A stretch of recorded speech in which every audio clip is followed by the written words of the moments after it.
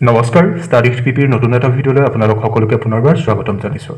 বিশেষ দিন নাই পৰীক্ষালৈ, মাজত মাত্ৰ 2টা দিন, গতিকে পলম নকৰোঁ, আমি ডাইৰেক্ট প্ৰশ্নলৈ আগবাঢ়ি যাওঁ। প্ৰথমটো প্ৰশ্ন হৈছে, ভাৰতত দল ত্যাগ বিৰোধী আইন কোন চনত গ্ৰহণ কৰা হৈছিল? ভাৰতত দল ত্যাগ বিৰোধী আইন 1985 চনত গ্ৰহণ কৰা হৈছিল। 2 নম্বৰ প্ৰশ্নটো হৈছে, ভাৰতবৰ্ষ কিমান চনত ৰাষ্ট্ৰসংঘৰ সদস্য পদত অন্তৰ্ভুক্ত হয়? ভাৰতবৰ্ষ কিমান চনত ৰাষ্ট্ৰসংঘৰ সদস্য পদত অন্তৰ্ভুক্ত হয়? 1945 চনত। এতিয়া আপোনালোকে কমেণ্ট কৰি জনাবচোন যে ৰাষ্ট্ৰসংঘ দিৱস কোন তাৰিখে পালন কৰা হয়। ঠিক আছে, আমি আপোনালোকলৈ এনেধৰণৰ প্ৰশ্ন এইকাৰণে আগবঢ়াই থাকোঁ যে আপোনালোকে ৰিভিজন কৰিবলৈ সহজ হয়। এতিয়া মাজত মাত্ৰ 2টা দিনহে আছে পৰীক্ষালৈ। এই 2টা দিন আপোনালোকে কি পঢ়িব, কি নপঢ়িব, তাক লৈ বিভিন্ন ধৰণৰ চিন্তা চৰ্চা হৈছে বা আপোনালোকৰ মনৰ মাজতে খেলিমেলি আৰম্ভ হৈছে। এতিয়া বহুতো ইউটিউব চেনেলে কি কৰিছে, কৈছে যে 2 দিনতে কোৰ্চটো কমপ্লিট কৰিম বা 2 দিন পঢ়ক, শেষ হৈ যাব, 2 দিনতে কেনেকৈ এডিআৰই পৰীক্ষা পাছ কৰিব, এনেকুৱা ধৰণৰ থাম্বনেইল লগায়ো আপোনালোকলৈ ভিডিঅ' আগবঢ়াই আহিছে। আপোনালোকে খালি এটা মনত ৰাখিব, আপোনালোকে অতদিনে যিমানখিনি পঢ়ি আছিল এতিয়া সেইখিনিকে ৰিভিজন কৰক। নতুনকৈ পঢ়িলে কি হ'ব, আগৰখিনিও পাহৰিব, নতুনখিনিও পৰীক্ষা হলত গৈ পাহৰি থাকিব। এই সময়ছোৱা ৰিভিজনৰ কাৰণে বহুত বেছি ইম্পৰ্টেণ্ট হয়, গতিকে ৰিভিজন দি থাকক। ঠিক আছে, 3 নম্বৰ প্ৰশ্নটো হৈছে, দবা বা চতুৰংগ খেলৰ জনক বুলি কোনগৰাকী ভাৰতীয়ক কোৱা হয়? উত্তৰ হ'ব কৌটিল্য বা চাণক্য। চাণক্যৰ আন এটা নাম কি? কৌটিল্য, বা কৌটিল্যৰ আন এটা নাম কি? চাণক্য। মনত ৰাখি থ'ব। 4 নম্বৰ প্ৰশ্ন হৈছে, কাৰ নেতৃত্বত ভাৰতীয় জাতীয় কংগ্ৰেছ দলে জন্ম লাভ কৰিছিল? উত্তৰ হ'ব অৱসৰপ্ৰাপ্ত ICS বিষয়া এলেন অক্টেভিয়ান হিউমৰ নেতৃত্বত। খুব ইম্পৰ্টেণ্ট হয়, মনত ৰাখি থ'ব। 5 নম্বৰ প্ৰশ্ন হৈছে, ভাৰতৰ প্ৰথমটো ৰাজনৈতিক সংগঠনৰ নাম কি আৰু কোন চনত গঠন কৰা হৈছিল? ভাৰতৰ প্ৰথমটো ৰাজনৈতিক সংগঠনৰ নাম হৈছে দ্য ইণ্ডিয়ান এছ'চিয়েশ্যন। ঠিক আছে, এই সংগঠনটো কিমান চনত প্ৰতিষ্ঠা হৈছিল?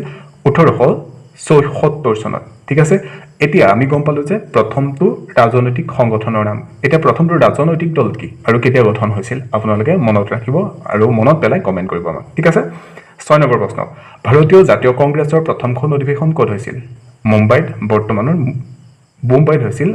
বৰ্তমানৰ মুম্বাই। ঠিক আছে, 7 নম্বৰ প্ৰশ্ন হৈছে, মুছলিম লীগৰ জন্ম কেতিয়া হৈছিল? 1906 চনত। সকলোৱে জানো, এতিয়াতো মুছলিম লীগৰ জন্ম সকলোৱে জানো কোন চনত হৈছিল। মুছলিম লীগৰ জন্মদাতা কোন বা কোনে জন্ম দিছিল সেইটো আপোনালোকে কমেণ্ট কৰি জনাই থ'ব। ঠিক আছে, 8 নম্বৰ প্ৰশ্ন হৈছে, ভাৰতৰ তৃতীয় ৰাজনৈতিক দলটোৰ নাম কি আৰু ই কোন চনত গঠিত হৈছিল? উত্তৰ হ'ব, ভাৰতৰ তৃতীয় ৰাজনৈতিক দলটোৰ নাম হ'ল হিন্দু মহাসভা। এই দলটো 1916 চনত গঠিত হৈছিল। খুব ইম্পৰ্টেণ্ট হিন্দু মহাসভাৰ ওপৰত কোনে গঠন কৰিছিল সেইটো মনত পেলাই ল'ব আৰু কমেণ্ট কৰিব। 9 নম্বৰ প্ৰশ্ন হৈছে, ভাৰতৰ চতুৰ্থ ৰাজনৈতিক দলটোৰ নাম কি আৰু ই কোন চনত গঠিত হৈছিল? ভাৰতৰ চতুৰ্থ ৰাজনৈতিক দলটো হৈছে স্বৰাজ পাৰ্টি। ই 1922 চনত গঠন হৈছিল। ঠিক আছে, 10 নম্বৰ প্ৰশ্ন হৈছে, কাৰ নেতৃত্বত ভাৰতৰ চতুৰ্থ ৰাজনৈতিক দল স্বৰাজ পাৰ্টি গঠন হৈছিল? পিছলৈ এই দলটোৱে কোনটো দলৰ লগত চামিল হয়? উত্তৰ হ'ব চিত্ৰৰঞ্জন দাস আৰু মতিলাল নেহৰুৰ নেতৃত্বত ভাৰতৰ চতুৰ্থ ৰাজনৈতিক দলটো গঠন কৰা হৈছিল। পিছলৈ এই দলটোৱে ভাৰতীয় জাতীয় কংগ্ৰেছৰ লগতে চামিল হৈ পৰে। ঠিক আছে, খুব ইম্পৰ্টেণ্ট হয়, মনত ৰাখি থ'ব।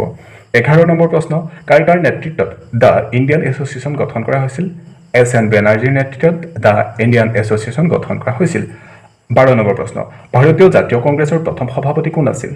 তিনি সহজ, ভাৰতীয় জাতীয় কংগ্ৰেছৰ প্ৰথম সভাপতি কোন আছিল? সকলোৰে হয়তো মনত আছে, উমেশ চন্দ্ৰ বেনাৰ্জী। 13 নম্বৰ প্ৰশ্ন, মোৱামৰীয়া বিদ্ৰোহ কোনজন আহোম ৰজাৰ দিনত আৰম্ভ হৈছিল? মোৱামৰীয়া বিদ্ৰোহ স্বৰ্গদেউ লক্ষ্মী সিংহৰ দিনত আৰম্ভ হৈছিল, হয়নে? 14 নম্বৰ প্ৰশ্ন, মোৱামৰীয়া বিদ্ৰোহ কোনজন ৰজাৰ দিনত শেষ হৈছিল? মোৱামৰীয়া বিদ্ৰোহ স্বৰ্গদেউ কমলেশ্বৰ সিংহৰ দিনত শেষ হৈছিল। 15 নম্বৰ প্ৰশ্ন, কোনজন আহোম ৰজাই প্ৰথম স্বৰ্গদেউ বা স্বৰ্গনাৰায়ণ উপাধি গ্ৰহণ কৰিছিল বুলি অনুমান কৰা হয়? চৌহুংমুং ৰজাই প্ৰথম স্বৰ্গদেউ বা স্বৰ্গনাৰায়ণ উপাধি গ্ৰহণ কৰিছিল বুলি অনুমান কৰা হয়। 16 নম্বৰ প্ৰশ্ন, চুৰামফা ভগা ৰজাৰ দিনত কোনজন মোৱামৰীয়া সত্ৰাধিকাৰক হত্যা কৰা হৈছিল? চুৰামফা ভগা ৰজাৰ দিনত গুৰু নিত্যানন্দদেৱক হত্যা কৰা হৈছিল, হয়নে? 17 নম্বৰ প্ৰশ্নটো, ৰুদ্ৰসিংহৰ ৰাজসভাত কোনজন মোৱামৰীয়া সত্ৰাধিকাৰক অপমান কৰা হৈছিল? ৰুদ্ৰসিংহৰ ৰাজসভাত চতুৰ্ভুজদেৱ মহন্তক অপমান কৰা হৈছিল। এই সকলোবিলাক ঘটনা কাৰ লগত জড়িত? মোৱামৰীয়া বিদ্ৰোহৰ লগত জড়িত। আমি মোৱামৰীয়া বিদ্ৰোহৰ বিষয়ে ডিটেইলছত আপোনালোকক এই যি আহোম হিষ্ট্ৰী, আহোমৰ ৰজাসকলৰ বিষয়ে আমি সম্পূৰ্ণৰূপে ভিডিঅ' আগবঢ়াই থোৱা আছে আৰু সেই ভিডিঅ'সমূহতে এই মোৱামৰীয়া বিদ্ৰোহৰ আৰম্ভণিৰ পৰা শেষলৈকে কেনেকুৱা ধৰণৰ ঘটনা ঘটিছিল, কোনটো ঘটনা কোনজন ৰজাৰ দিনত ঘটিছিল, সকলোবিলাক দি থোৱা আছে। যদি এতিয়াও চোৱা নাই, আশা কৰিছোঁ আপোনালোকে প্লে'লিষ্টত গৈ চাই ল'ব। ঠিক আছে, 18 নম্বৰ প্ৰশ্ন হৈছে আহোমসকলৰ প্ৰধান উপাস্য দেৱতাজনৰ নাম কি? উত্তৰ হ'ব আহোমসকলৰ প্ৰধান উপাস্য দেৱতাজনৰ নাম হ'ল সোমদেৱ। 19 নম্বৰ প্ৰশ্ন জয়ধ্বজ সিংহই কোনজন সত্ৰাধিকাৰৰ ওচৰত শৰণ লৈছিল? উত্তৰ হ'ব আউনীআটী সত্ৰৰ সত্ৰাধিকাৰ নিৰঞ্জন দেৱৰ ওচৰত তেওঁ শৰণ লৈছিল। 20 নম্বৰ প্ৰশ্ন ৰুদ্ৰসিংহই কাৰ ওচৰত শৰণ লৈছিল? ৰুদ্ৰসিংহই আউনীআটী সত্ৰৰ কেশৱদেৱৰ ওচৰত শৰণ লৈছিল। 21 নম্বৰ প্ৰশ্ন কৃষ্ণৰাম ভট্টাচাৰ্য কোন আছিল? উত্তৰ কৃষ্ণৰাম ভট্টাচাৰ্য বংগদেশৰ নাদিয়া জিলাৰ এজন শাক্ত ব্ৰাহ্মণ আছিল। হয়নে? এই সকলোবিলাক চুৰামফাৰ বিষয়ে হওক বা ৰুদ্ৰসিংহৰ বিষয়ে হওক জয়ধ্বজ সিংহৰ বিষয়ে হওক বা যিকোনো আহোম ৰজাৰ বিষয়ে আমি খুব সুন্দৰভাৱে আপোনালোকলৈ আগবঢ়াই থোৱা আছে, প্লেলিষ্ট আছে, আপোনালোকে তাত গৈ চাই ল'ব পাৰিব, তেতিয়া বহুখিনি সহজ হ'ব। আজি আমি বাছি আপোনালোকলৈ 20টা প্ৰশ্ন লৈ আহিছিলোঁ, হয়নে? যে দবা বা চতুৰংগ খেলক জনক কোন হয়, হয়নে?